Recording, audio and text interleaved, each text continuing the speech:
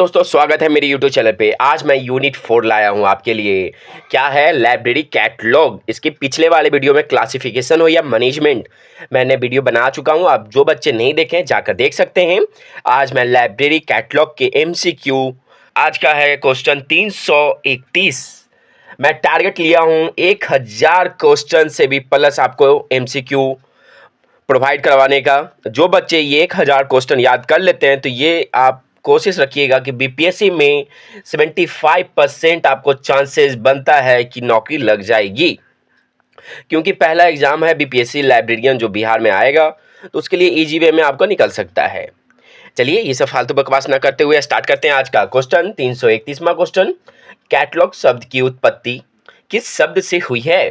का आंसर होगा बी, काटा प्लस लोग्स। ठीक है, इसका आंसर होगा बी। और आप हो सके तो आप भी कमेंट में करके जरूर बताएं, क्योंकि याद होगा ऐसे आपसे। 332 क्वेश्चन, कैटलॉग शब्द की उत्पत्ति किस भाषा से हुई है?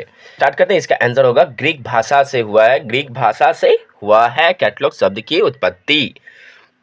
ये सब क्वेश्चन प्रीवियस ईयर क्वेश्चन है, इसलिए आपको कंप्लीट करवाने वाला हूँ। 1000 जितना भी क्वेश्चन रहेगा सारा प्रीवियस ईयर क्वेश्चन रहेगा।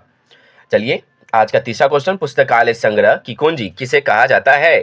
पुस्तकालय संग्रह की कुंजी किसे कहा जाता है? इसका आंसर होगा पुस्तकालय सूची को। पुस्तकालय सूची को। चलिए आगे बढ़ते हैं। आज का चौथा क्वेश्चन 334, पुस्तकालय सूची के उद्देश्य को सर्वप्रथम 1876 ईस्वी में किसने सूचीबद्ध किया था? इसका आंसर क्या होगा? इसका आंसर होगा चार्ल्स एमी कटर द्वारा। चार्ल्स एमी कटर द्वारा। कटर का बहुत ज़्यादा नाम है, आप याद रखिएगा, क्योंकि आने वाले टाइम में बहुत ज़्यादा आप सुनिएगा इनका नाम। चलिए आगे बढ़ते हैं। 335 क्वेश्चन, बिब्लियोग्राफी शब्द की उत्पत्ति किस शब्द से हुई है? बिब्लियोग्राफी शब्द की उत्पत्ति किस शब्द से हुई है? आप बता सकते हैं। इसका आंसर होगा बिब्लॉन से हुई है। बिब्लॉन से हुई है। बिब्लियोग्राफी शब्द की उत्पत्ति किस भाषा से हुई है? ओहो, वेरी इंपॉर्टेंट, बताइएगा इसका आंसर।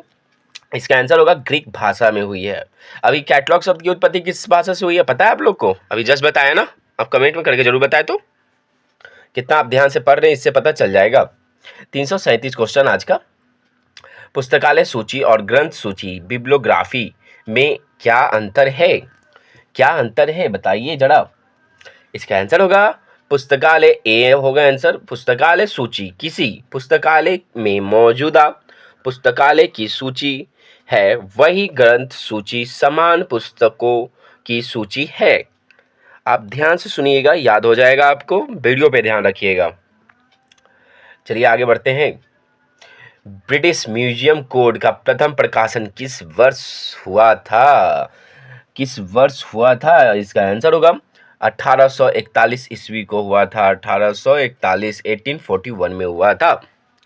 चलिए आज का next question, British museum code का निर्माण किसके द्वारा किया गया था? किसके द्वारा किया गया था? इसका आंसर होगा एंथोनी पेनिजी के द्वारा हुआ था। चलिए वेरी इंपॉर्टेंट है, कब और किसके द्वारा हुआ था ये याद रखने से ना आपको ये कंफर्म होता है कि हाँ चांसेस बनता है आपको कहीं ना कहीं जॉब लगने में। और ये सब केबीएस और एनबीएस में यही सब क्वेश्चन ज़्यादातर आता है। 340, ब्रिटिश म्यूजियम कोड में सूचीकरण के लिए कुल कितने नियमों का निर्माण किया गया है? आप बता सकते हैं। इसका आंसर होगा 91 कोड, 91।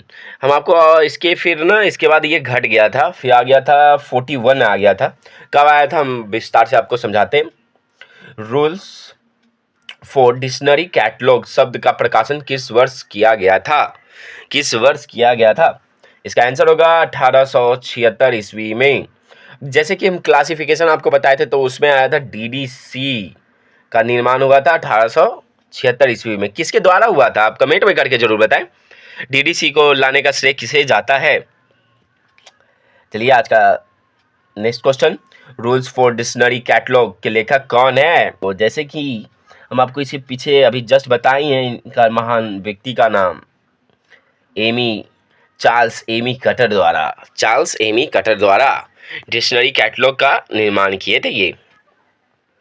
आगे बढ़ते हैं। 443 question, rules for a dictionary catalogue के नियमों की संख्या कितनी थी?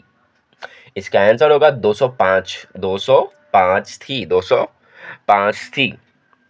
चलिए next question. Anglo American catalogue code, Anglo American catalogue code के प्रथम संस्करण का प्रकाशन किस वर्ष किया गया था? किस वर्ष किया गया था?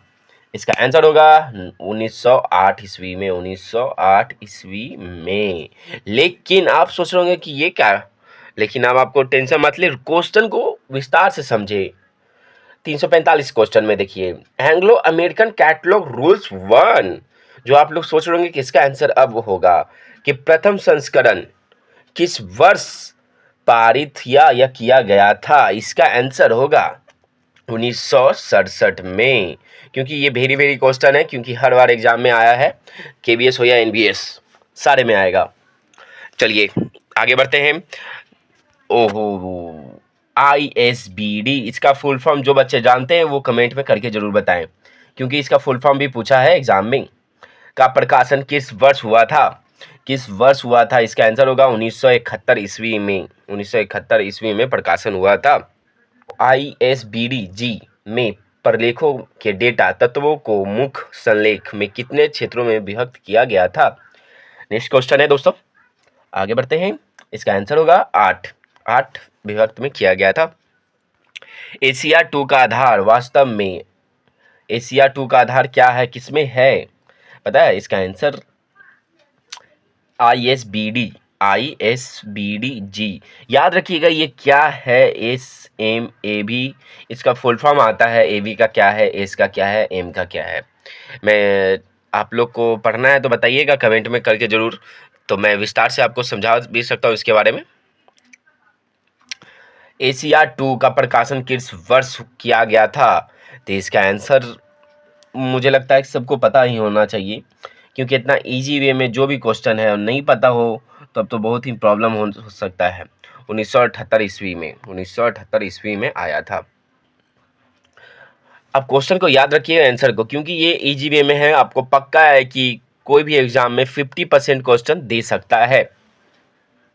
एशिया 2 को पूर्ण संशोधित संस्करण प्रकाशन किस वर्ष किया गया था?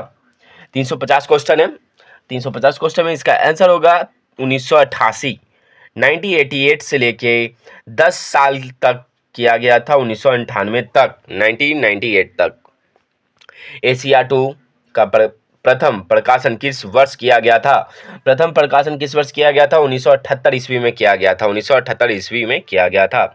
चलिए, क्लासिफाइड कैटलॉग कोड के लेखक कौन है? वो हो भारत के लाइब्रेरियन, फादर ऑफ लाइब्रेरी किसे माना जाता है भाई, पता है ना? SR रंगनाथन जी को। SR रंगनाथन, भारत में रंगनाथन जी द्वारा सीसी का नवीनतम संस्करण, नहीं, सीसी का नवीनतम संस्करण कौन? तो इसका आंसर होगा 5वां संस्करण। इसका आंसर होगा 5वां संस्करण। याद रखिएगा ये कि पहला संस्करण कब आया और दूसरा, और 5 संस्करण है, ये पांचों याद रखिए, क्योंकि ये एग्जाम में ये पूछता है। ठीक है, मैं आपको बता दूंगा, टेंशन मत लीजिएगा, इसवी हम पूरा कंप्लीट करवाता हूँ। सूचीकरण के कितने सिद्धांत हैं? सूचीकरण के कितने सिद्धांत हैं? 5। अभी जैसे बताया आपको, सूचीकरण के कितने उपसूत्र हैं? याद रखिएगा, ये वेरी वेरी सब इंपॉर्टेंट क्वेश्चन हम आपको बता रहे हैं, सारा प्रीवियस ईयर क्वेश्चन। 9 होगा इसका आंसर। ओहो, पुस्तकालय सूची की माप इंच क्या होती है? इसका आंसर होगा 5x3, 5x3। पुस्तकालय सूची की माप सेंटीमीटर में क्या होती है? ये इंपॉर्टेंट है, ये इंटरव्यू में भी पूछा जाता है आपसे। इंटरव्यू में पूछा जाता है आपसे कि 7.5 सेंटीमीटर से इंटू 12.5 सेंटीमीटर होता है। याद रखिएगा, क्योंकि ये इंटरव्यू में भी पूछा जा सकता है हर बार। कैटलॉग कार्ड का साइज कितना होता है?